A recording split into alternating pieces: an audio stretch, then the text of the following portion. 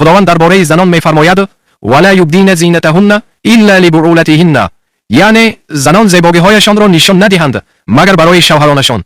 اما شما در شبکه‌های اجتماعی زیبایی‌هایتان را برای تمام مردان به نمایش گذاشته اید که این مخالفت آشکارا با حکم خداوند است. فراموش نکنید که عاقبت مخالفت با حکم خداوند آتش جهنم و سخت‌ترین عذاب است.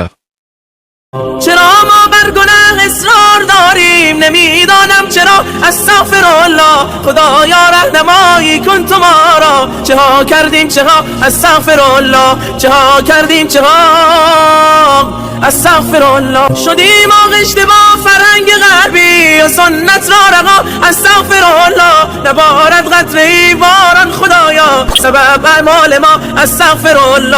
نداریم با کم خود ما قناعت، طعام ما ربا، استغفرالله. نباشد الفتی با خویش و اقوام، چه شد صلح و صفا، استغفرالله. نبویی از صداقت در سخنها، نماد عهد و وفا، استغفرالله. شده غیبت به هر مجلس چه شیرین، که این هم شد غذا، استغفرالله، که این هم شد غذا، استغفرالله.